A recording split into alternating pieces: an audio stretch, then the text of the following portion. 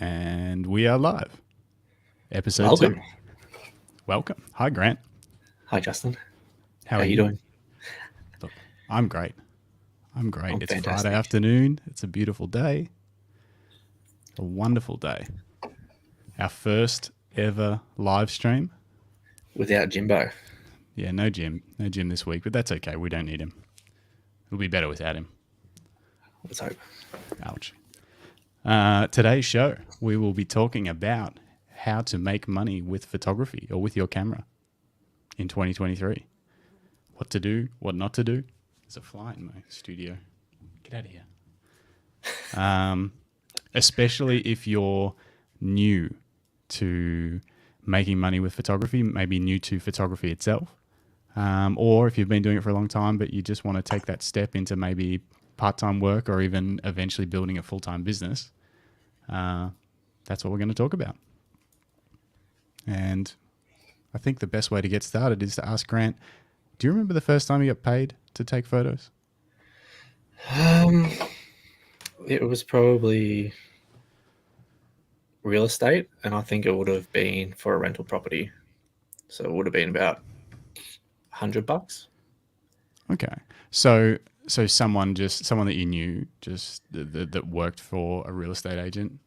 Yep. So my partner worked at a local real estate, and they were just doing their photos like on their phone, and they wanted something, a little bit better than their iPhones or whatever, their iPads, whatever they're using. Yeah. So done that for probably 2 years. Oh, so you got one job and then they wanted to keep doing it. I guess. Yeah. $100 was pretty reasonable. So. Yep. And I was just more reliable than the bigger companies. Like I could do it that day, where they would be like, "Oh, I'll be there in a week." Okay. And because I was working part-time, working full-time then, but part-time photography. Mm-hmm. I'll just be like, "Yep, give me the number. I'll be there tonight." Okay. Whereas if they were dealing with sort of a professional real estate photography business, they would schedule it in a week later or something like that. Yeah, they would probably schedule in a full day. So they would have like 4 or 5 houses they would do in a row. Okay. So then I'll just do one. Yeah, interesting. Did you like it? I feel like the rental side was okay, but most of the time you go in there, it's renters. Their houses are dirty. You feel weird touching people's stuff. Yeah. Like you go into a bathroom. Like you go into a bathroom and it's all dirty, and you're like, "Oh, what do I do?" And you take a photo, and the real estate agent would be like, "Why didn't you move their stuff?" And I'm like, "I'm not going to touch their toothbrush and their dirty towels and the rest of it." So you didn't feel comfortable working in the spaces, like it is just sort of. Nah. The empty houses were good because you could just get in, click, click, click, done, come home and edit. Yep. But yeah, going into rentals and stuff. Yelena Jennings wants to know where Jim is. Jim is on holidays. I think he's going to Queensland. But yes, he should be back. Where? I have no idea. I didn't ask. Too busy trying to get my new studio camera set up. I'm quite happy with it. Looks good. Very crisp. What are you using? This is the R5. Expensive webcam. It's an expensive webcam. I ordered the Elgato, something like that, Camlink 4K, and plugged it in, and it worked first time. Perfecto. So yeah, much better than the iPhone that I used last week. Well, I'm on the iPhone. That's why I'm a little bit less crisp than you. Less crispy. Yeah. Plus, I've got this nice. I've got a new Aperture Light Dome Mini softbox with a grid on it, and I think it's really good. I'm very happy with it. Yeah, I think it's a lot better than last week. Yeah, upgrades. So real estate was the first thing that you made money from. What else have you tried? Stock photography was probably the next one. So that was after real estate. You sort of thought probably about the same time. Okay. Did you specifically shoot for stock photography, or did you take stuff that you'd already sort of shot that was in your portfolio and just upload it? Yeah. So stupidly, I would have been overseas to Europe, and I was just working with a guy one day, and he's like, "Oh, have you tried stock photography?" And I was like, "No, what's that?" And I looked into it, and I just literally went on to, I think it was Shutterstock at the time, and just uploaded every photo I had, Everything. nearly everything I had. Like So how every many would that be roughly? Like, are we talking like it was only 100? the probably 40, 50, like of the Okay. ones I thought were good at the time. Yeah.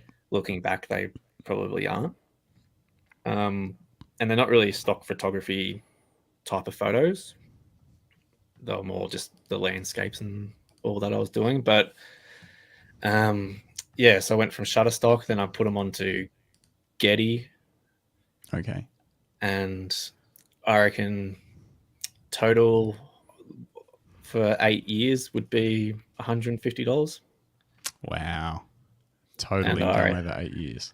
Yeah, and I think I've lost a lot more due to people stealing my photos. Or not even stealing, they have a license, and then they pay 5 to 10 cents for a photo. Mm-hmm.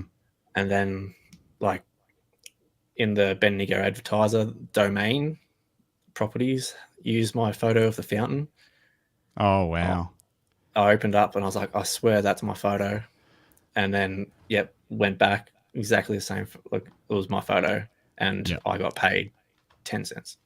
Wow. And I wonder if they licensed it for print, like, because there's different license levels and stuff Yeah. depending on what they did. I wonder if they did the right one or whether they just hoped that no one would notice. But it's too hard to try and police stuff like that anyway. It's like it's all over, all over the internet. Yeah. And like recently, I've just deactivated every stock website I was a part of due to just finding my stuff on Etsy. People were downloading them from Canva because Canva must have a subscription to Getty. They do. They have, if you have a pro Canva subscription, you have access to a heap of stock photos that I didn't realize they came from Getty, but they're coming from somewhere. Yeah. So that's interesting. So I've been chasing people on Etsy, being like, "This is my photo, please get rid of it." Yeah. And they've made 2,000 sales at $8 for a digital download. They're reselling your image on Etsy. Yep. As Is a digital download. That's against all the terms and conditions with all the stock photo sites. So they're obviously, they just don't care. No, well, that's why they take it down straight away, because they don't want to get a bad, like a blacklist. But there's even companies in Queensland got one of my Highland cow photos. I remember you telling me about that. So it was print on demand. But it was wasn't there one in a cafe as well? Like not print on demand. It was actually a framed print ready to sell. Yeah, so that was their cafe. Ah, right. So they would print all their stuff and put it in that cafe. So they obviously hired the space to promote their stuff as well. And so they had basically licensed your photo legally from a stock photo site, but then were selling it as if it was some artist's photo hanging in a cafe. For how much did they have on that? I think it was about $800, $900.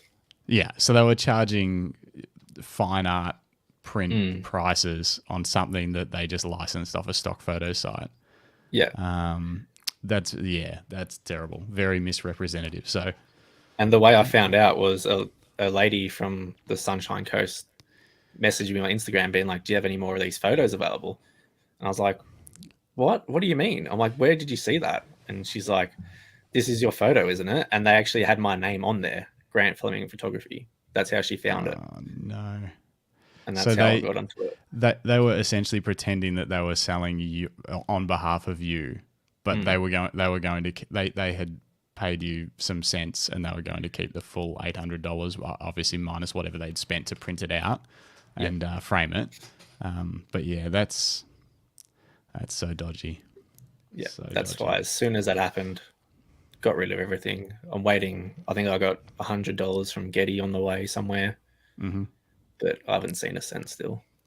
Yeah. So obviously stock photography, people make money from it. It definitely can work. But I think the people that make money from it, either they get lucky with a photo, they're in the right place, right time, or they really work it. They pay models. They do specific shoots where they do commercial themes. Say they do fake real estate office photos, and they'll do 100 photos in a day with some models and stuff like that, and then they'll all be available forever. And then they do the same thing with all sorts of stuff, and then they can I'm sure they can make money out of it, but it's a tough business to make. It comes down to licensing, I think, in the end.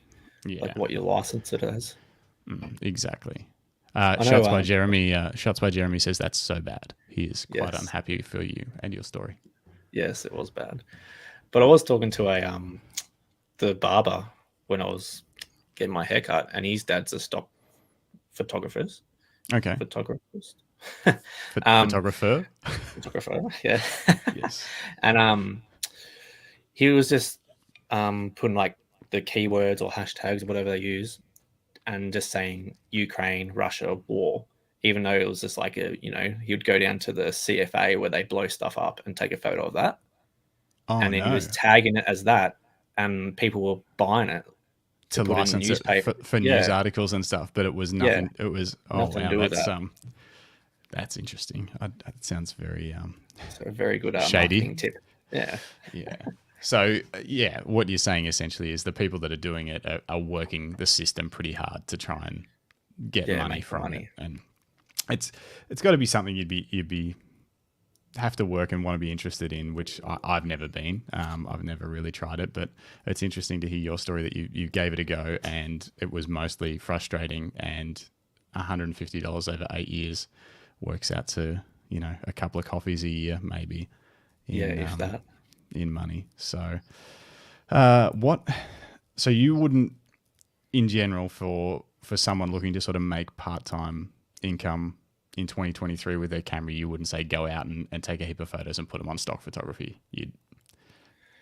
That's not something you're going to be doing this year. So no, but it depends what you like taking photos of. If you like taking photos of flowers, maybe, because even then, like how many flower photos are already on stock photography sites? Like, but how many people are going to buy a photo of a flower? So you're better off having that's what I was getting so conflicted by. It's like, I'm better off making, the 50 cents than making nothing at all. Yeah. But over that time, I'm just like, nah. Like, one thing we talked about just before the show, actually, but I know there's photographers doing it that have done well, which is doing niche stock photography at higher prices, where say you work your hometown really hard and just take a photo of everything you can think of that might be interesting, like that photo you had of the fountain that Domain licensed for 20 cents. Instead of that, you create a website specifically for your hometown, for Bendigo, and you put all the photos on there as digital downloads, but you charge $50 or $100 per download or something like that, but make them very specific images to Bendigo, and try and make them the best ones that are around, and even offer a lot of businesses like an exclusive license, because if they want to put it on their website, they don't want to see it on any other competing business's website. So, you could offer an exclusive license for a great drone photo of a town for $200 or something. Yeah. And, in one sale, you've made more than you made on stock photography for 8 years. It's something I've been thinking about a lot. It's not something I want to do, but I think it would be a good way if you were new to photography and didn't really want to go hustling for clients. It's a good way to give you a reason to get out and shoot, and you would make sales for sure. And you'd probably make clients too, maybe. Exactly, because then they deal directly with you to get the image. And then you can say to them, hey, if you ever want some more content, let me know. I can do a shoot specifically for you and what you need. You would definitely pick up clients by doing that.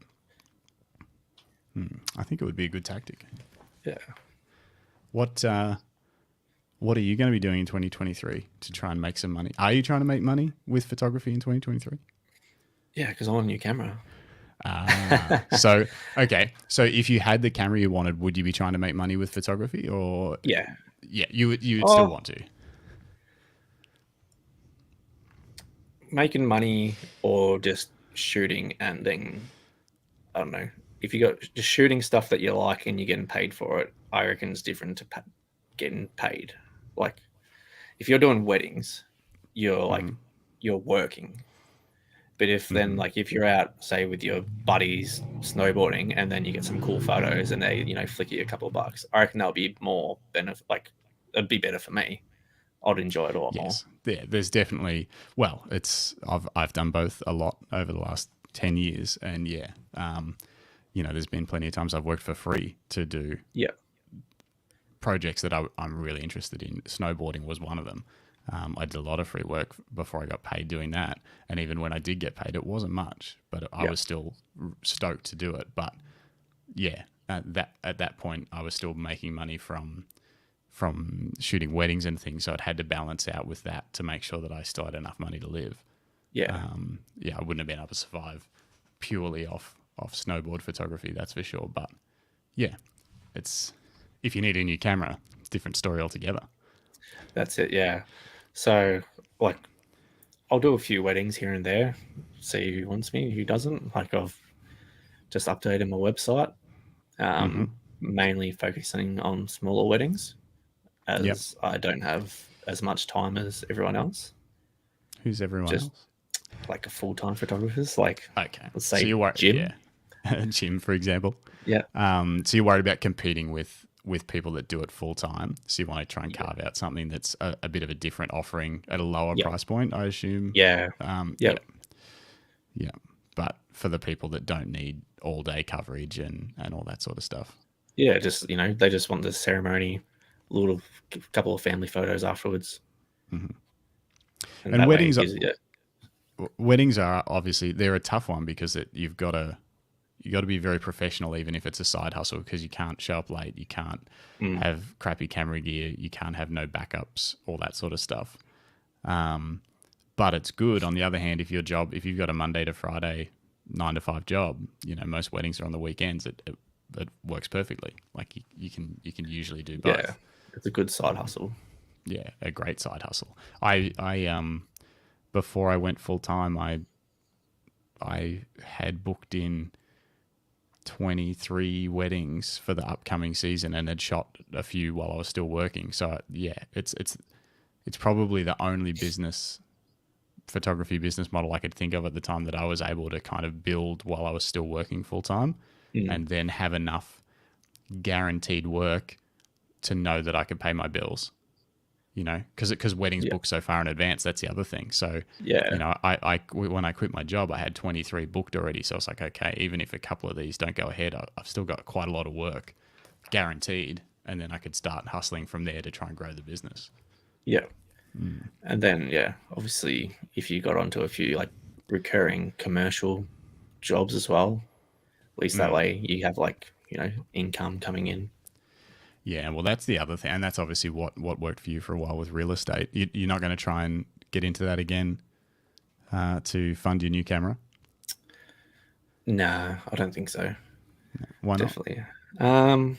That going into people's bathrooms and moving stuff around, is that it's the major thing? PTSD, I think. Yeah, fair enough. Yeah, it just doesn't interest me anymore. Did you ever see anything real weird in there? Anything like super freaky? Nah, there was nothing real bad. Otherwise, I think I'll remember it. Just people will be like, "Don't go into this room because it's messy," and then you look in there and you're like, "Oh wow, like how do people live like that?" But so you shot my house, I see. Or like, "Oh, we've just cleaned up today," and you look around and you're like, "What part of this did you clean?" Yeah, and you're like stepping over stuff.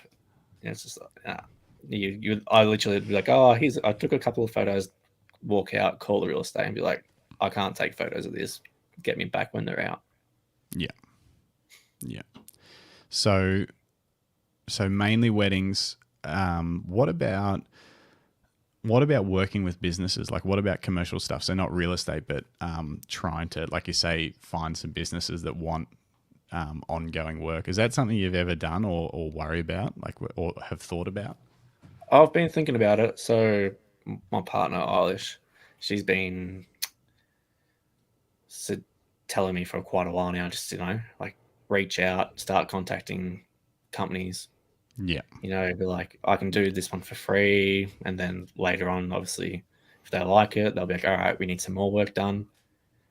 But I don't know, being part-time, haven't really been full-time. It's like, oh, are my photos good enough? I've just got that doubt in my head.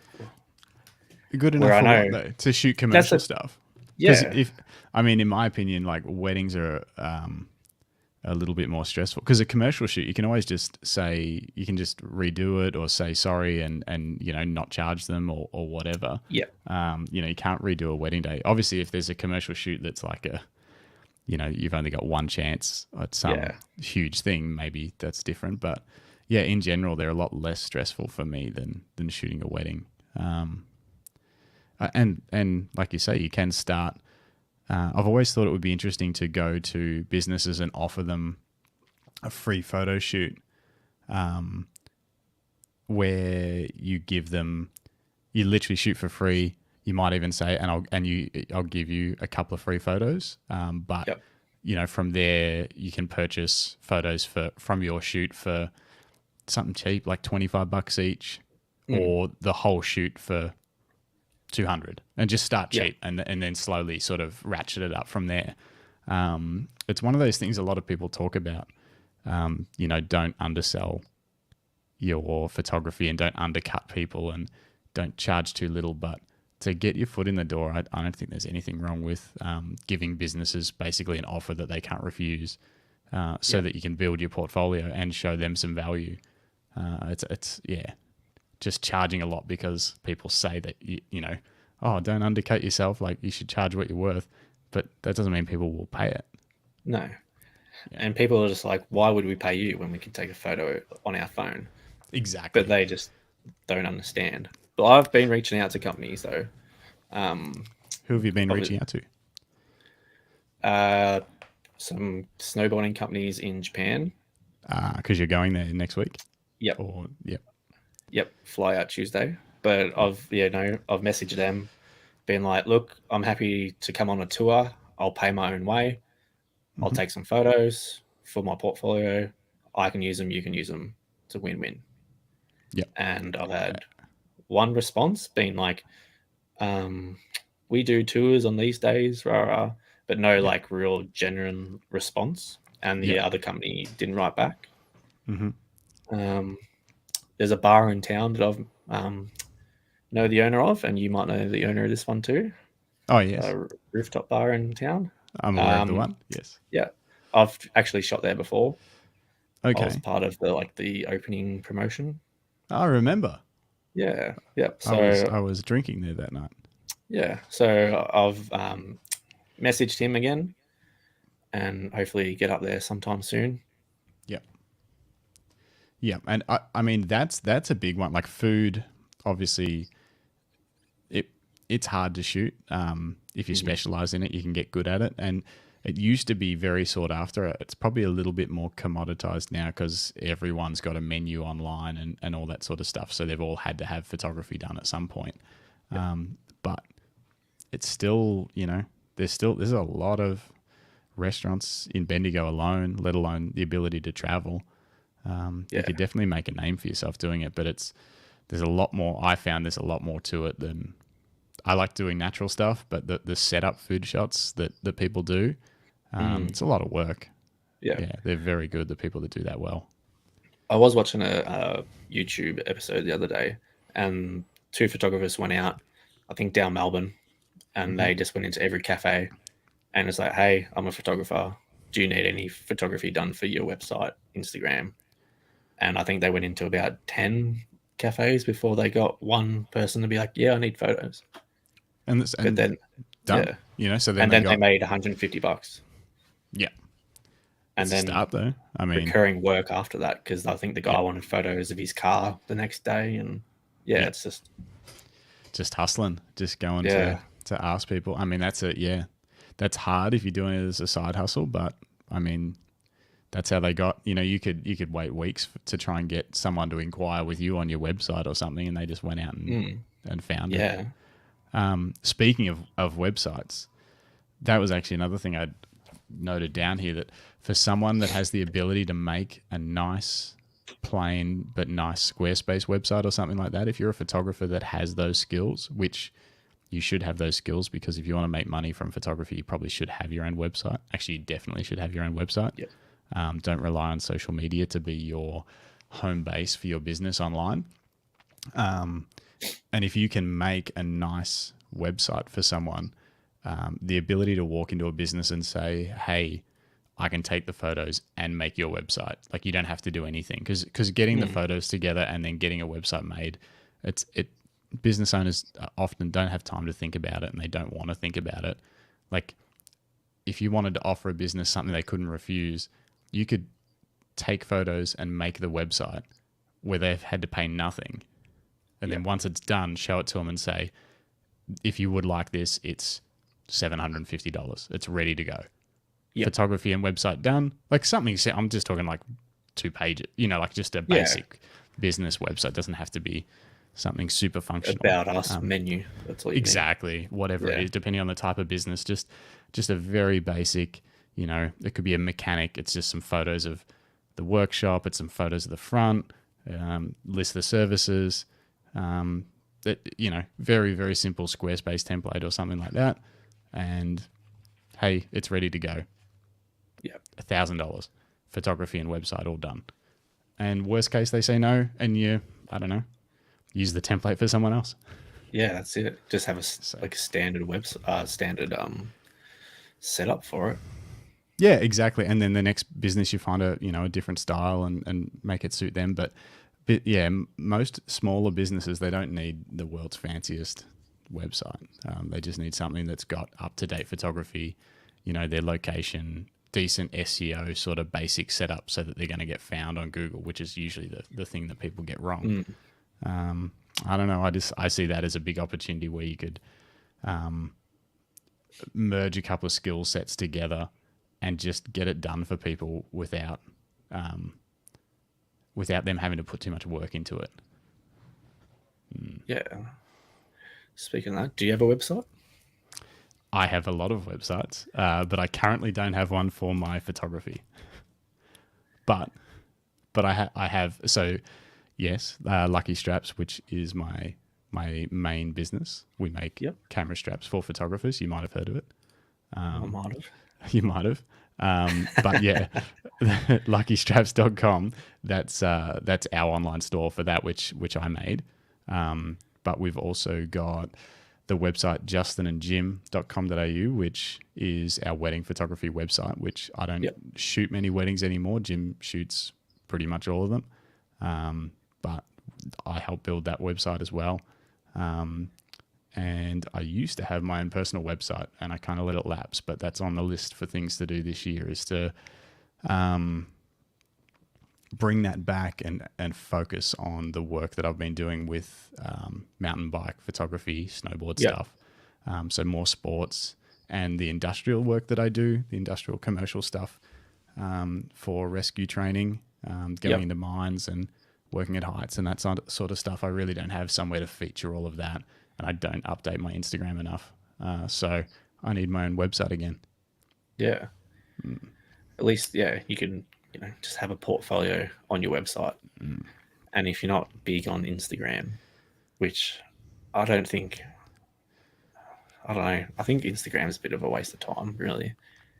It's more reels now. Like, you don't get discovered now unless you're doing reels. Although, did you see carousels? Did you see the news that everyone's talking about with Instagram? Let me see if I can find it. The article that I saw about Instagram's announcement for them maybe making photography a bit more prominent again. See if I can find it. Might have been on Petapixel. Do you ever go on Petapixel? No. I think it's my go-to news source generally for photography and videography stuff. Let me see. Well, I know a lot of people are going to Vero. Like a lot of Vero. photographers were talking about Oh, Vero. yes. Yeah, Yep. it's basically Instagram again, but for more for photographers. Yeah, and maybe that's why Instagram's starting to Mm. stress out a little bit. Trying to see if I can find this. I'm sure, unless someone's had to have it taken down.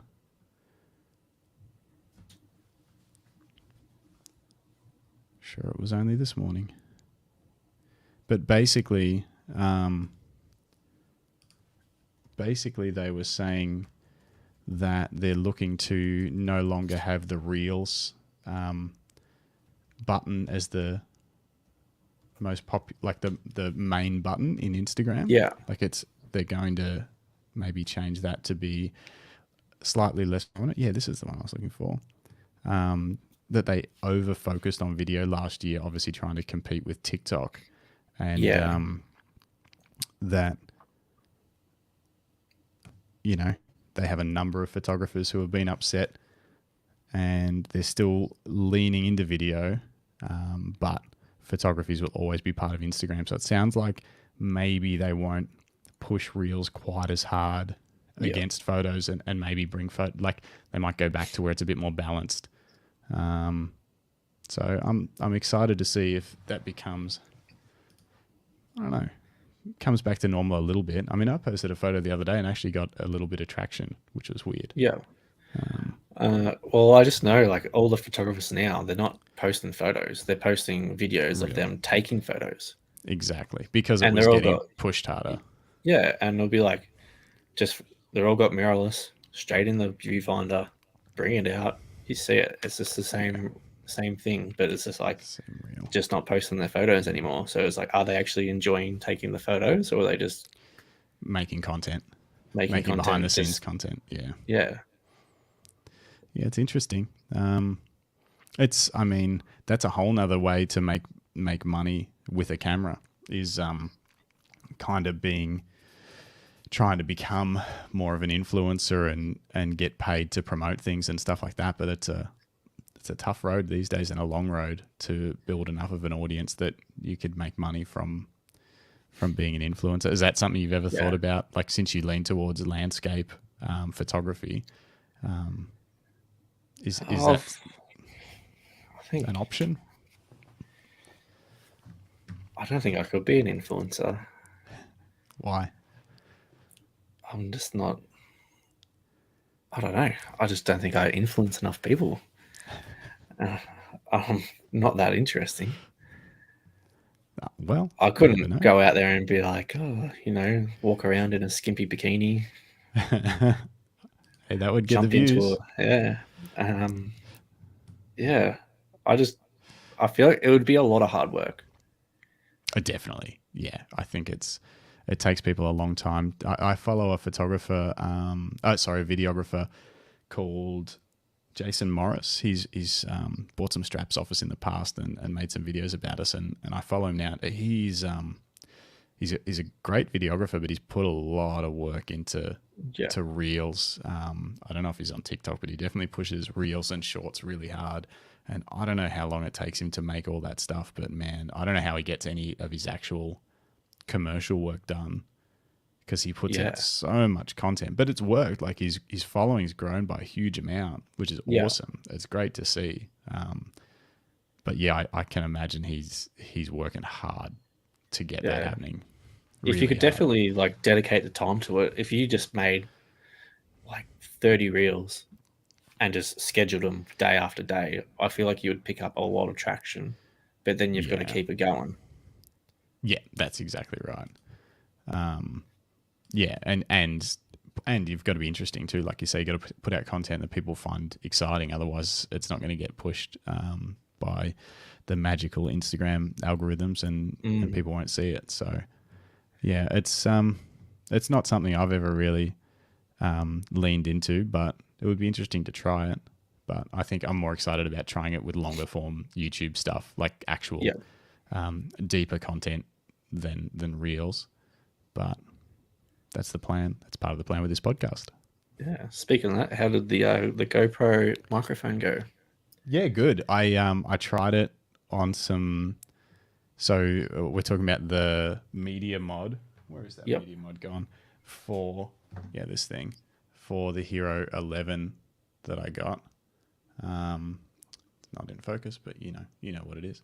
And I tested it out mountain biking actually on a chesty mount and put the microphone to the back, and it's weird. It's good because it doesn't pick up any wind, so you hear a lot more noise of the bike, but you didn't hear the wheels on the dirt. It was quite strange, but you heard all the rattling and stuff from the bike frame itself, and a lot of breathing from the rider, which was funny. Is that because it was up higher then? It was just, I think, because the microphone was pointing back towards the rider's chest, so a lot of the sounds must have been getting muffled. The sounds that you would normally hear really clear on the GoPro, like wind and the tires on the dirt. So you were sort of hearing different things, but I didn't actually try the front. I think the front probably would have been good. I just wanted to try the back because I thought it would get less wind noise. Yeah. But I definitely recommend keeping an eye on which mic you've got selected if you're going to be using it in Japan to vlog and stuff. Like if you're pointing it back at yourself, you want it on the front mic. But if you're going to be pointing it out in front of you, so like walking through the street talking to it or something, but you're not on camera, then you would want it on the back mic. Yeah. But yeah, it's pretty cool. Very cool. Very annoying to change the battery though. Battery flat. You got to take it off the mount, slide it out of the case just to change the battery. It's quite annoying. But have you seen the other attachments they've got? The tripod attachment? Yeah, that has the like the vlogger sort of setup. Yeah. Yeah. There's like a handle and yeah, I think that handle it as well. Yeah, it's like a power source. I bought I don't know where I've put it. I bought the remote as well, which will actually be handy because I was trying to film some content for reviewing this 16mm lens. So I was just sitting the GoPro off to the side and then hitting record when the rider was about to come through. So that 16mm lens is so much wider than 16mm. It's crazy. So you got some good stuff with it then? Yeah. I've got to do some more testing, but yeah, super fun. Definitely a interesting lens. You'd be able to get nice and close to them then, wouldn't you? Yeah. Get real close, get real wide. The only problem is the camera automatically puts like a rectilinear lens profile to correct the lens from being a bit fisheye to make it flat, basically. So it stretches the corners out, and that's what sort of crops it into 16mm when it actually seems like it's more like 14 or even wider. It's wider than 14, but it's got some crazy vignetting right at the edges. But in the viewfinder, you can only see it at 16, so you can't see exactly the extra you're getting later on. And then you bring it into Lightroom and sort of dial the profile corrections down, and the image just gets bigger. I should see if I can pull it up. Let's see if this works. Well, see if I can share my screen. So going back to what we were talking about before, getting Justin Castles, was it justincastles.com? It was justincastles.com. Yeah, that was my first website, my first photography website. So with you getting that up and putting some more work on it, are you trying to get more work within those fields? Do you need a portfolio to be able to get those jobs? I don't need one to get those jobs. I get quite a bit of work because I've got a strong relationship with the main place that I do mountain bike photography and videography, which is Flow Mountain Bike. But I did realize that if I wanted to push into different areas, maybe work for some bike manufacturers and things like that, obviously Flow could help me connect with them and open the door. But if they Googled me, they basically won't see any content. I haven't posted anything under my name that I've done for the last 2 years for that kind of work. So I really need to pull it together in one place in case there is that point where someone, is looking for a photographer and I get recommended, and then they Google me and they see nothing. Yeah. So I definitely need to do it, but I'm not necessarily looking for more work. If I was looking for anything, it would be looking for new challenges Yep. in that style of work and building new relationships. But I'm not necessarily trying to increase the volume of the work. Yeah. Yep. Because I know, as I was saying before, reaching out to those companies in Japan, I Yeah. put in my like both Facebook, oh not my Facebook, my website and my Instagram, and I think they've looked at it because the analytics behind Squarespace tell you where people have viewed your website from, Yeah. and they both days I've messaged them, people from Tokyo have looked, so I'm like, coincident much? Yeah. But there's not much on my. As I said in the email, like I'm starting a portfolio in this sort of area, but on my website I've got weddings and some pictures of a cow. Like Exactly. Yeah. and they've probably looked at it and been like, oh, like why would we want him to come take a photo? Yeah.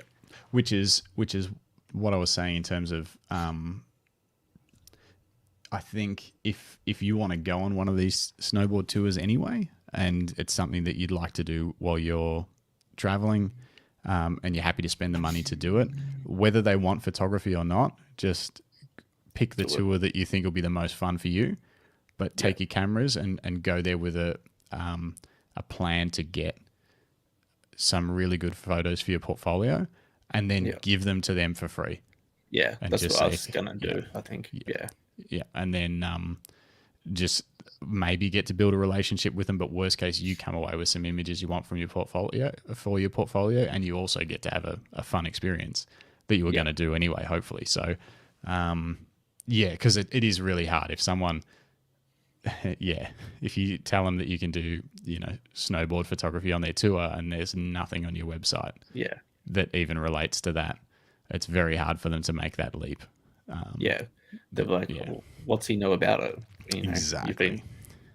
There was a clothing brand as well over there, and they do some cool clothes. And I was nearly gonna message them. Then I looked at their story. They had like the photographer for Red Bull Japan taking photos for them, and I was just like, nope.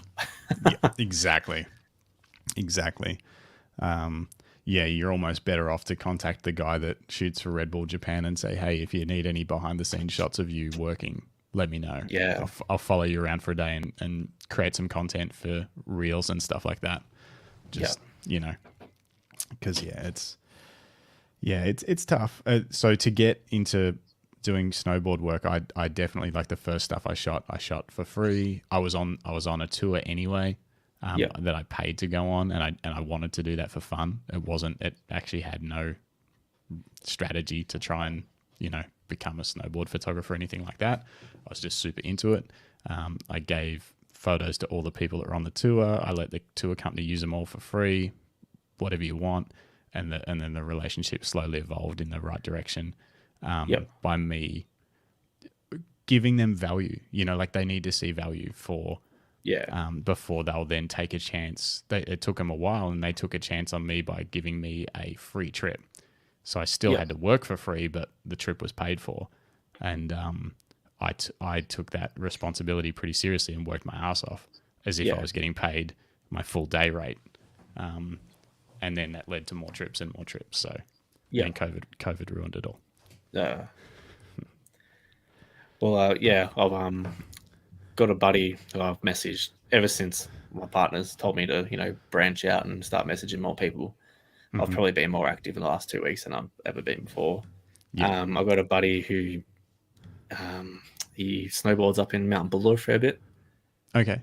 And like all of his mates are, like all the main homies up there. And I just said, mate, whenever you're up there, let me know. I'll come up and take photos. You can use them for whatever.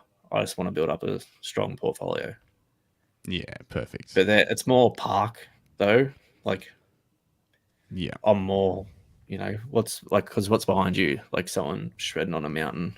Yeah, that's from a Halley trip in New Zealand, and you can't really see it, but it's you get the general. Yeah, you get the general idea. It was the most amazing the stuff landscape that I'm looking for. Yeah, it's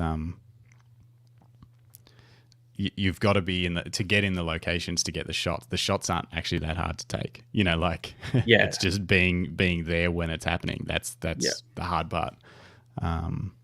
So yeah, if you can crack that, but going up to Buller, at least you'll be able to fill your website up with the right kind of stuff.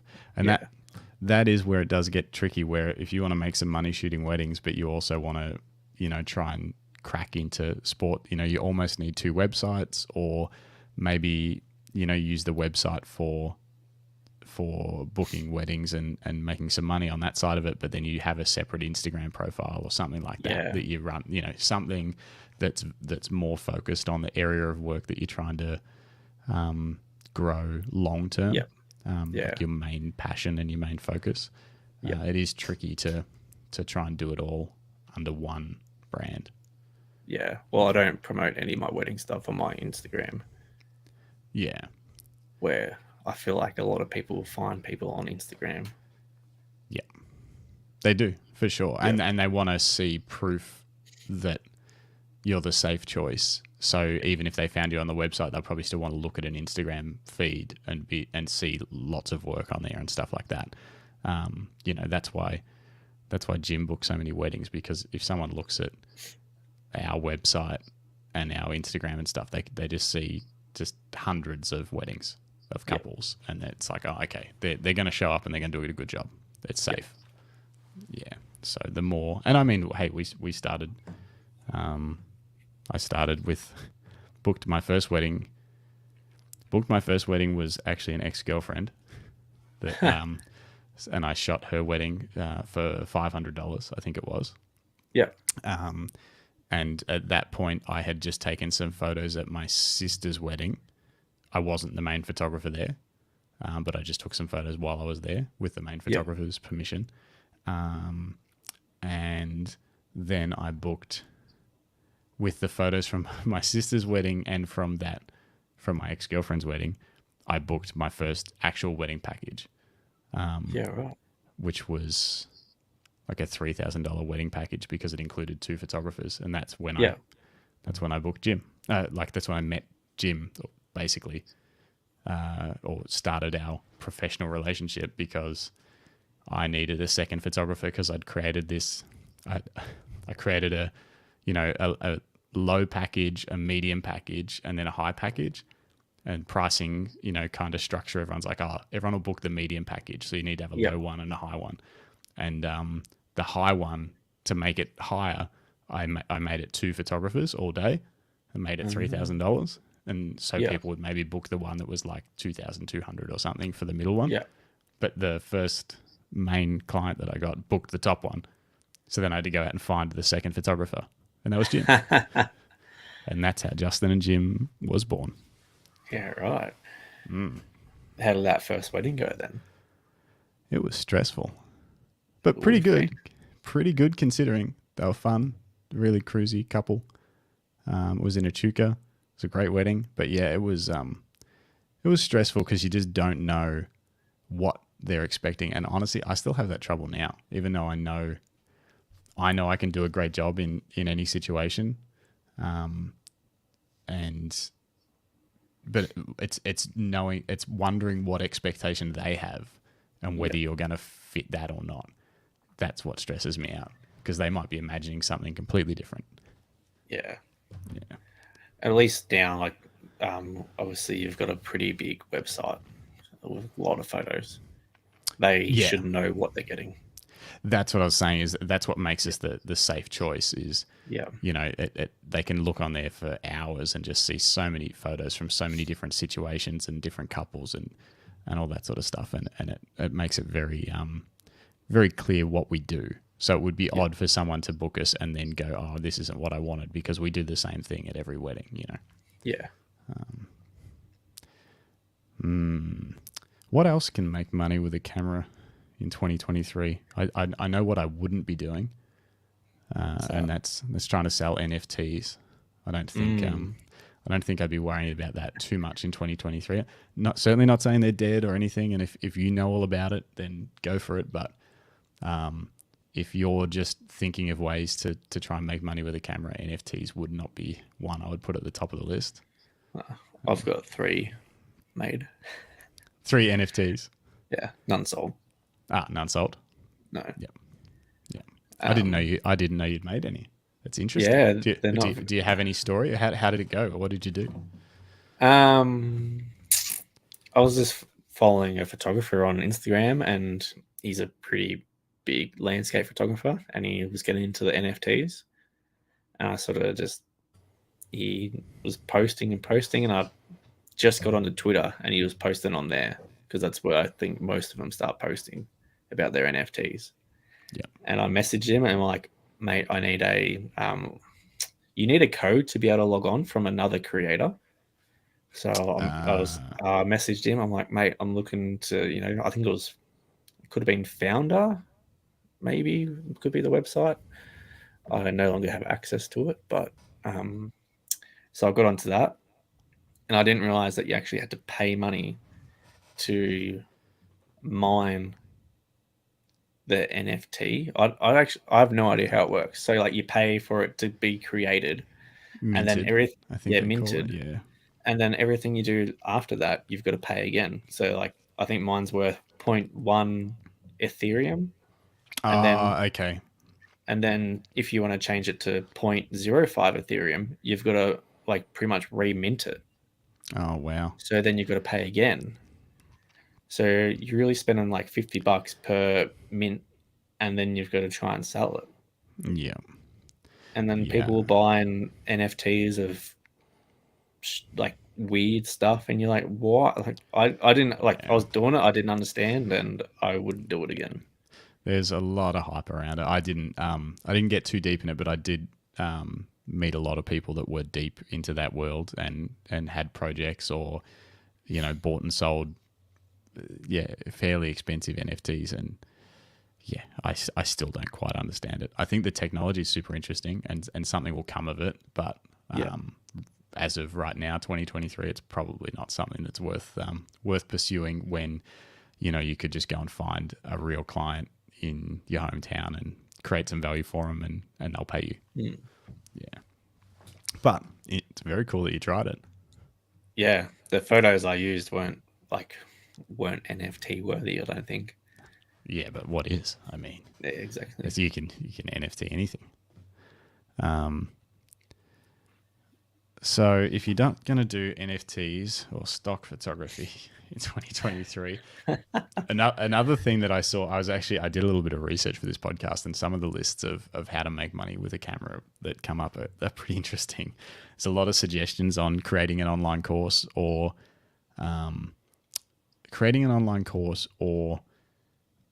selling presets. Yep. Which was super interesting because I was like, the only times that would be applicable for someone who's Googling how to make money with their camera is if they've somehow mastered an amazing style of photography, but they just have never pushed into the business world. But, they're the best nightscape photographer in the world, or not the best, but, they create amazing work and they could make a course around it. And I'm like, okay, that makes sense. But for the average, people like you and me, if you're at the point where you're just trying to make, hundreds, thousands, following. You'd have to have a very big following, and you'd have to have a unique skill or a very good ability to communicate if you're going to do an online course or something like that. But say for presets, you either need a giant following, or you need presets that are really specific to, some sort of style of photography, or you need to be like Kirk Maston from Maston Labs and make the best film presets for Lightroom that are available. That's different, but that's a whole business. Like he's spent years building a business that's able to do that. It's not just like, hey, I'm a landscape photographer and I'm gonna sell my presets. So yeah, it was pretty fun reading through some of those lists of how to make money. You're like, just launch an online course. Yeah, I know Frono Photo. Fronosphoto.com. Yeah, he pumps his presets. But hey, look, more power to him. Following. I would actually like to buy one of his packs and do a review. I'm going to buy the new Maston Labs pack that come out and do a review on it. I've never reviewed presets before. Have you ever bought presets? Yep. Yeah.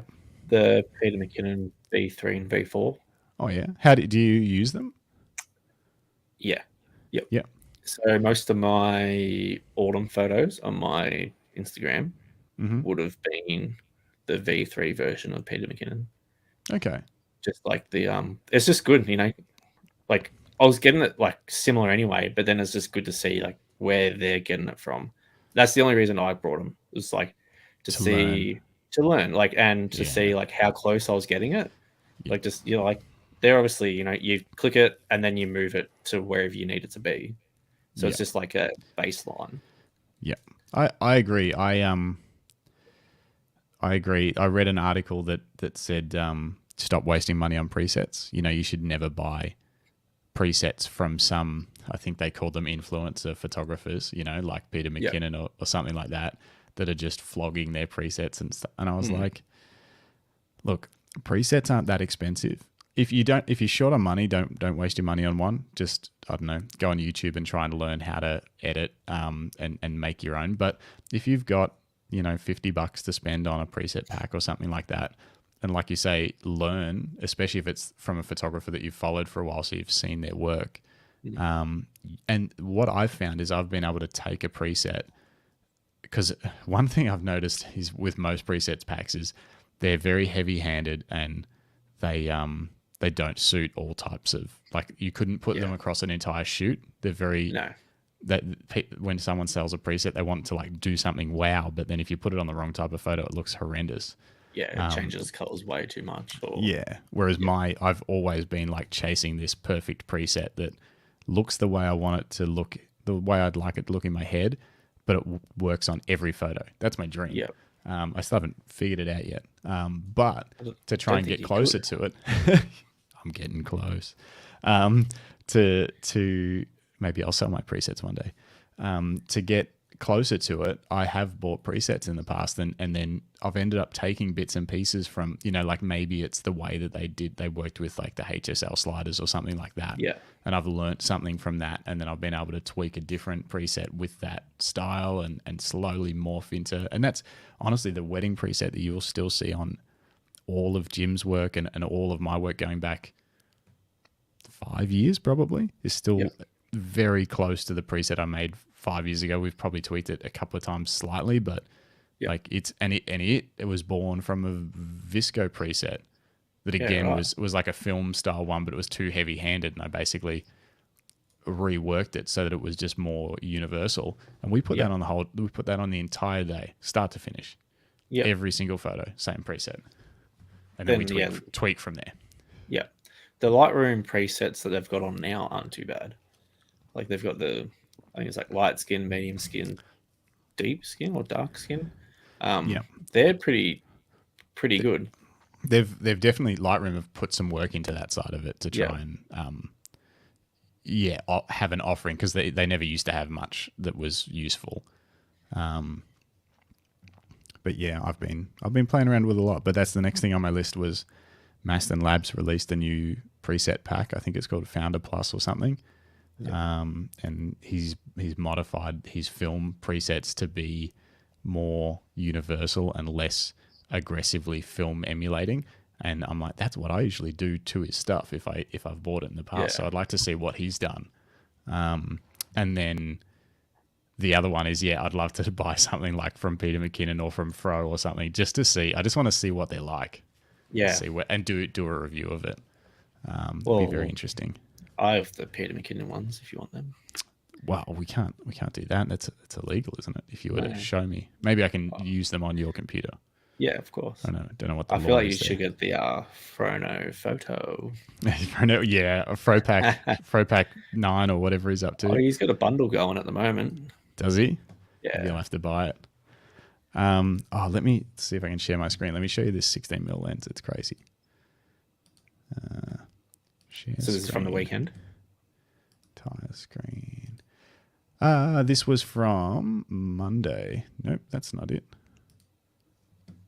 That's not it. That's a messy desktop. No, it's not working.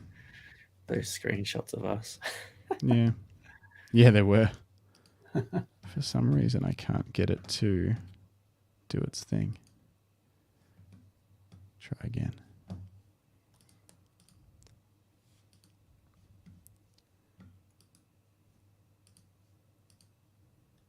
There we go.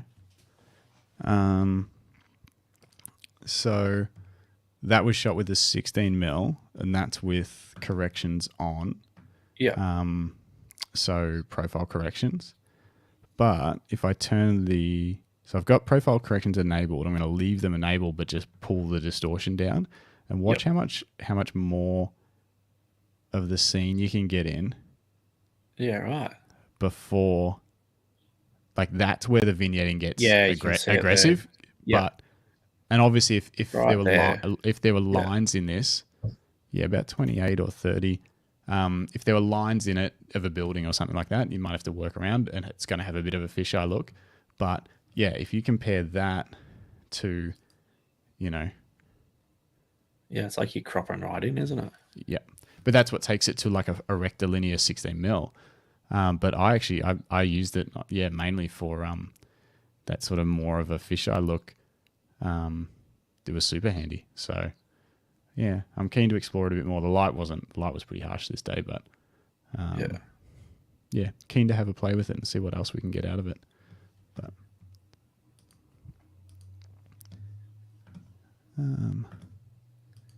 did you use your drone? No, I still don't have a license to fly in the Alpine regions, unfortunately. So they have additional rules up there. And even National Park. No, I think it's just because it's a private Alpine thing, so they just have their own rules. I think they just obviously want to stop people from flying drones all through winter while they're running ski lifts and all that sort of stuff. But I do need to get onto the drone license thing. Are you going to do yours? Yeah, definitely. Come back from Japan and should book it in. We'll book it in together. Yeah. You still enjoying the Air 2S? Yep, I think it's an awesome drone. The only thing I would change is the fact that it doesn't do vertical. Oh yeah, for reels. Yeah, reels, Instagram. Like it doesn't really. That's probably the worst thing, because I had the first Mavic, and you could do vertical on that, and that was it. Really, I thought the other than the big drones, I thought that Mini 3 Pro was the first one to do vertical. No, it was on a weird setting though. You had to like swipe the screen while you're flying and then choose vertical. Because I've seen a couple of photographers being like, "Oh, I wish this would do vertical," and I'm like, "No, it actually can." Yeah, but Air 2S though, the other thing would be just the controller. I wish I had a designated controller, like probably what you've got.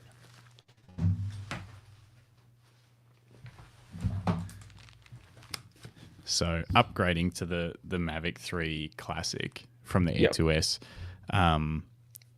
you can get this controller for the Air 2S, but this thing is it's reflecting us. It's so good, so good. Just so much faster. You don't have to plug stuff in. I love this controller. Turn and go. Yeah. But obviously I could have just bought that for the Air 2S. The big upgrade, other than wanting the bigger sensor and that kind of stuff, was actually I was really keen on variable aperture because I do video and photo. And changing ND filters and stuff was a pain in the ass.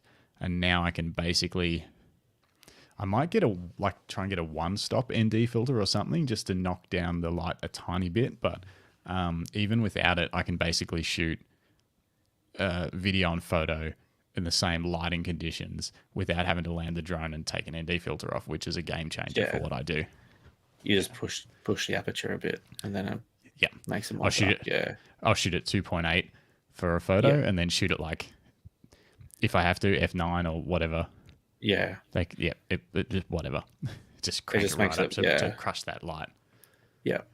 So, do you use does that have the joysticks on it? Do you have to add them on? Like, you know what you Yeah, have to do for it. Yeah. they're stored, but I actually when they're away in my case, I'll store them in the back here. But Yeah. when I'm shooting mountain biking or something like that, I'll leave them on, and I've set up my bag so that there's a spot where I can leave them on. So Yeah. I literally just have to turn the controller on. And one other trick that I learned recently is turn the controller on before we get started on a shoot. Like when I'm getting my bike set up and stuff, I'll turn the controller on and let it acquire the drone and let it acquire all the satellites and stuff. Yep. Because the first time it does that, it takes a long time. Yeah. But if you're in the general area, the next time it's way faster. So I do that before I actually start shooting most days. Yeah, right. I actually don't use the actual joysticks. I don't screw them on. What? I feel like you have more control. Try it now. Like, you have more control with your thumbs, I reckon, when you don't use the joysticks. Nah, this controller's different. I don't know if yours have a rounded dome and a screw hole. Yeah. I don't know if my camera will focus. Oh yeah, no, it's down a bit, isn't it? It's like it's you can see that. And it's not a screw hole, it's a little like post. Yep. Tough to see. But it feel like you wouldn't be able to go all the way to the edges. Yeah. Without the thing screwed in. Yeah, well you can't do that then. No, can't do that. But also I couldn't. I'm terrible at playing video games as it is. I need all of the help I can get on flying this drone and not hitting trees. But so far so good. I'm loving it. I'm really digging the Mavic 3. It's a little bit bigger, a little bit heavier in the bag, but color grading's better for me. Yeah. Stills are a little bit better.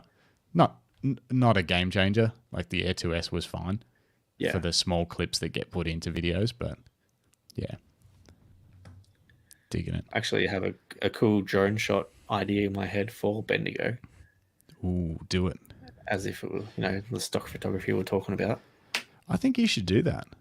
Yeah, it would be it'd be like interesting, and it'd also be like a bit of a challenge as well to get some cool shots of Bendigo. Yeah, and just fill that website up with stuff. So if you've got like, a free evening and the sun setting or something, you just pick a location, just go and shoot it. Like all the poppet heads, all that stuff. Like you just never know when someone's going to need that for advertising, or government use it for stuff. Like they all need stuff, and they might want something new, and you just put a decent price on it that's not stupid. You don't make it $1,000 to license a photo. I should check in case someone's actually done this before for Bendigo. I know people have done it for other towns. I bet you there is one. That'd be funny. I know there's a drone photographer in Bendigo that stock photography on his website. Oh yeah. So he's but mainly like for his drone stuff. Yeah.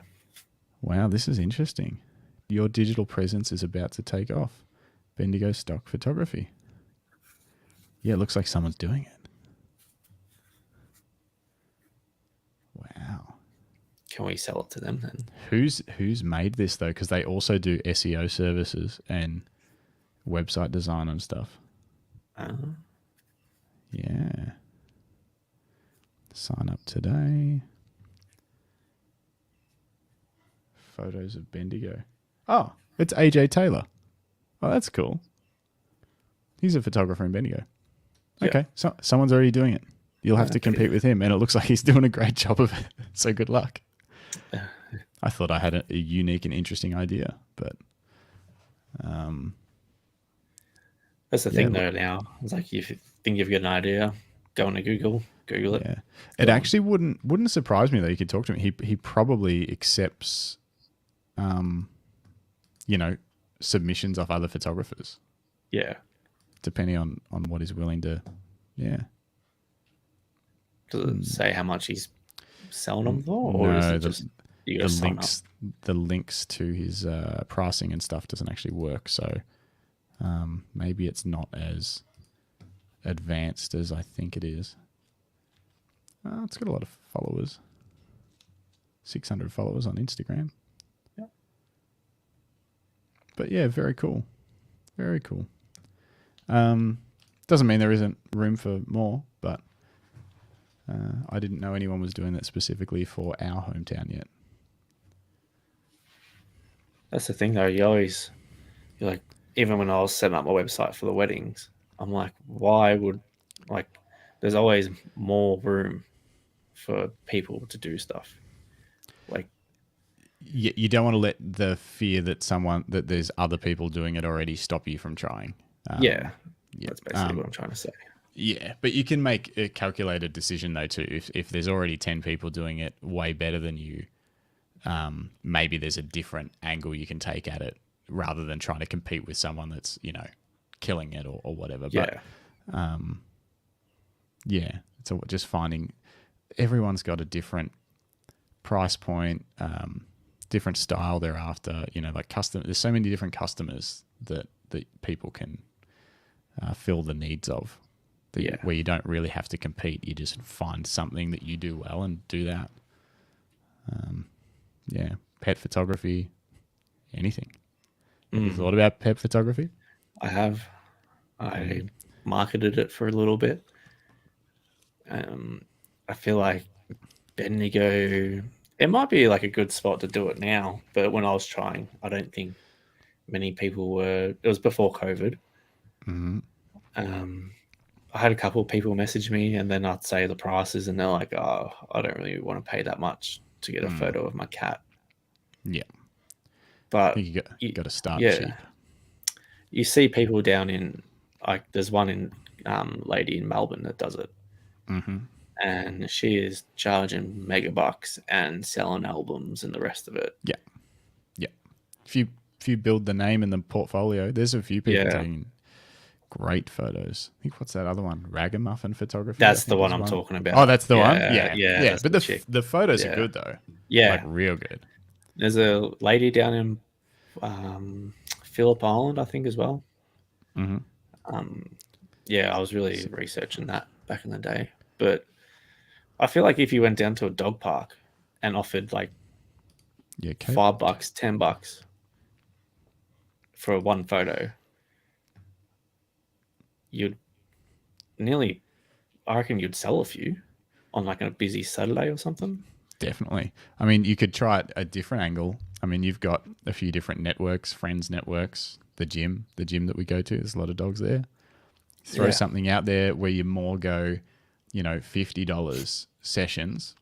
Yep. But, at a sort of a similar location or whatever on the same day. And just try and cram them in. Because you can probably get plenty done in 20 minutes or something like that. Yeah. With a dog and a couple of people or whatever. And just do that to get, just try and get 6 people that'll pay $50. Then you've got a portfolio. And then you know what would actually maybe give you a bit of an advantage? Let people take their dogs with you on a little bit of an adventure and mix the landscape photography into it too. So you're putting them in a beautiful landscape spot. So you're getting the close-ups first, and then as the sun sets or something, you get this amazing landscape photo with them and their dog out at some cool location. And that's something you could charge a lot of money for. Yeah. If you became known for it. Yeah. Yeah. So it'd be like, what do they call it? Destination weddings, but instead of, it'd be destination pet photography. Yeah. Like an adventure elopement, but with your dog. Yeah. Yeah. I would pay money for that. I think people would pay money for that. I think you might have just found your niche. Yeah, that would be a cool niche. But they always say you don't work with kids or dogs or animals. Someone's got to. Yeah. Someone's got to. I don't know. You got nothing to lose too, because, worst case, you try it for a little while, you do a few and you go, that didn't work. That's, it's too hard or something. But, I have a cool shot that I took with, I did it myself, but that I took with Ted. I love it. Let me bring up my screen. And it's a landscape, nightscape kind of thing. Share screen. Is that in the middle of the road? Yeah. I think I would. Yeah. The Instagram that I never update. Where is it? There's the pooch. Yeah, this one. Yeah. Like, that is cool. Yeah, doing stuff like that. Love it. People would love to have something like that, or epic sunset up on the ridge of a mountain or whatever with their dog. Out of, yeah. And you've got a drone as well. Like, yeah, you could do very cool stuff. And then obviously mix that in with, you know, the close up dog shots that people want, Yeah. you know, to go along with it. Well, at the time I was living with my partners, like we were living at her mum's house because we were saving for a house. Mm-hmm. And I actually booked out a day and I brought like a backdrop, a few lights. Oh, yeah. And we brought in, I think it was maybe 3 or 4 dogs for the day. Yeah. And done like an actual like studio shoot. Yep. Which I didn't really like much. And it was very hard. It was a lot of hard work trying to get the dog to stay still where you wanted them to be without their owner. They're the shots that are really difficult, and I think you just steer away from that and steer into more the shots with them interacting with their owner somewhere fun, and you use whatever lenses suit. You know, you use a bit of a longer lens so you can capture them as they're moving around and stuff like that, where you go wide and getting close. But yeah, work with the situation instead of I've had to do the same kind of thing and trying to get a dog to sit and stay and using flash and in a studio setting. It's tricky. The people that do that are they're good at what they do, but they're often, you know, pet experts more than they are photographers. Yeah. Because I've been out, like obviously our dog has an Instagram that's, while she was a puppy, we'll get some really cool photos of. We'll obviously let that go a little bit. But even my sister, she's had a couple of dogs and we've gone out on a few good walks with her and got some pretty cool photos. So it's definitely a good idea. Yeah. Yeah, I think it's something to think about for your 2023 buy a new mirrorless camera business. Adventure. Adventure. How much money do you need to buy it? Like how much money you got to make from photography so you can afford what camera are you getting? Don't know. R5. Okay. Yeah, I've been looking into the Sonys and I just can't change my mind past the R5. It's a great camera, great webcam. I'm telling you, look at it. Great webcam. Look how crisp you are. Great webcam. Look how crisp I am. It's also the fact if I want to do more action sports as well, so snowboarding, even got a few mates who do motocross. Yep. The R5, it's not that quick compared to the R5. Oh, sorry, the A7 5 R5. Yeah, sorry, yeah, A7 R5. Yeah, sorry, R5, but the Sony version. Yeah, the Sony. Yeah, it doesn't shoot that quick. Yeah, it's a bit slow. The Canon did a good job to make all of the, like the R6 Mark II, the R5, and obviously the R3, but they're all fast, like real fast. The R6 II is quick. Yep, 40 frames a second. That is. If that didn't have, but there's a 24 megapixel. Yeah, it shoots. Yeah, if it wasn't that, I'd probably get that. That's what I shoot with. R3's 24 megapixel. I don't know. I've printed a lot of photos, and obviously the extra resolution is delightful when you have it, but it's certainly not needed. Don't need it. The autofocus from the R3 was just a game changer. You know, a sharp 24 megapixel photo for me is worth way more than a missed 45 megapixel photo. You know, so that makes sense. But for you, the R5 is probably better all rounder. It's still fast. Like it's still, you know, it does both. The electronic shutter is not great for action sports, so I would really only rely on 12 frames a second. But 12 frames a second is still that just a few years ago was what the best body you could buy. Like the 1DX Mark 1 or 2 was still in that 12 frames a second range. You know, like it's insane. I think we're just spoiled now. We are spoiled now. Crazy spoiled for cameras. Yeah. And I don't think I could ever shoot like holding a camera like that. Like I'm always going to be to your eye. You'd be surprised if you start doing video stuff. You shoot video with it out a lot of the time. Yeah. And then you start doing photos that way a little bit sometimes too. I do both now. It's weird. I don't know. I thought I would never, but yeah, I still catch myself taking photos off the back screen sometimes. Sometimes it's just better for interacting with people. Sometimes it's true. way better. Yeah. Yeah. Depends on the situation, I guess. Never say never. Yeah. But I do guess on a landscape photo shoot, I will have it on a tripod and I'll be off the back screen. Back screen. Yep. Yeah. So. But when I'm shooting weddings, I would never shoot off a back screen. Never say never. With the camera I have now. Oh, no. No, definitely not. Yeah. Definitely not with the old DSLRs. Okay. I think we've done a pretty good job of talking about all the ways that you can make money. Not all the ways, but the ways that most people that are sort of trying to build a bit of a side hustle can make money with their camera.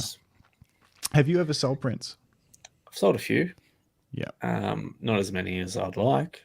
I don't really market myself as well as I could. It's one that's kind of like, it's like a mixture of it's different. It's like a mixture of presets and stock photography, but in a different way. It's like, if you had a good following, obviously you're not selling prints, generally you're not selling prints to other photographers, but if you have a following of non-photographers, you're going to have a better chance at selling your prints. Yeah. And then, it's, I don't know, obviously you need great work as well. It's doable. It's another tough one though.